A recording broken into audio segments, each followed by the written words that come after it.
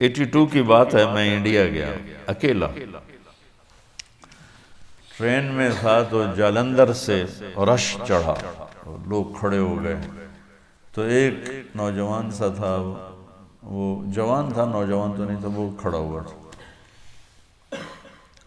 تو میں ایک سکھ کو دعوت دے رہا تھا، تو میری غور سے نہ سنتا رہا، تو مجھ سے انگریزی کہتا فرام ویئر یو آر، میں کہا فرام پاکستان،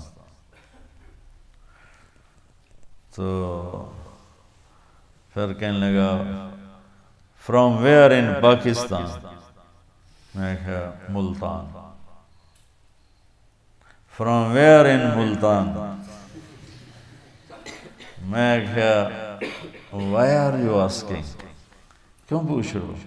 کہا I am from Multan, a small town Tulamba. جب تلمبا گیا تو میں ہنس پڑا، تو پھر اردو میں بولا ہنسے کیوں ہو؟ میں کہا آئی ایم فرام تلمبا۔ کہنے لگا آپ اپنی بولی بولیے۔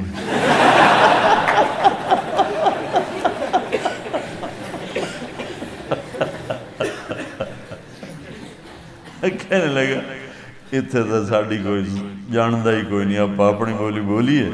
میں کہا بولیے۔ اس نے پیچھے اس کی بہن مجمع میں پھنسی کھڑی تھی، ایجڈ عمر رسیدہ، اس نے اس کو جا کے بتایا کہ تلمبے کا ایک لڑکا بیٹھا ہوا، وہ تو آئی شیرنی کی طرح تھی بھی ایسی ہیوی ویٹ، اس نے ایک ادھر پھینکا، ایک ادھر پھینکا، ادھر پھینکا۔ جب میرے سامنے والی سیٹ پر 3 آدمی بیٹھے تھے تو 3 ہی کی وہ تھی، تو اس نے آگے ان کے بیچ میں جو گھسی، ایک نیچے گر گیا، مجھے کہتی پترا تو تلمبیدہ ہیں؟ میں کہا جی ماسی جی میں تلمبیدہ، میں ٹھر پاؤں۔ جتنے تلمبے کے، اس نوجوان کا نام تھا رام سروپ چگ، رام سروپ چگ، مجھے آج تک یاد، مجھے اب 2 چیزیں یاد نہیں رہتی ہیں، مجھے آج تک یاد، رام سروپ، 86L سیٹلائٹ ٹاؤن، اس نے مجھے اپنا ایڈریس دیا تھا، پتہ نہیں زندہ ہے مر گیا۔ لیکن تلمبے کے ہندو سونی پت شفٹ ہوئے، اس سونی پت کے مسلمان وہاں تگا ایک قوم تھی بڑی، وہ تلمبا شفٹ ہوئے، کچھ اس میں راجپوت فیملیز بھی ہیں، کوئی یہ تگا فیملی بھی۔ تو وہ بی بی جلندر سے جو شروع ہوئی ہے مجھ سے باتیں کرنا تلمبے کی، تو سونی پت تک وہ چپ نہیں ہوئی۔ امبالے گاڑی روکی تو میں نے وہ باہر چھاوڑی والا سیب بیچ رہا تھا، میں نے سیب لیے، تو میں نے کاٹ کے میں نے کہا ماسی کھاسو، کہ پتر اسی مسلیاں کو لوگ کھاندے نہیں، پر تو تلمبے دائیں، تیرے کو ضرور کھاس۔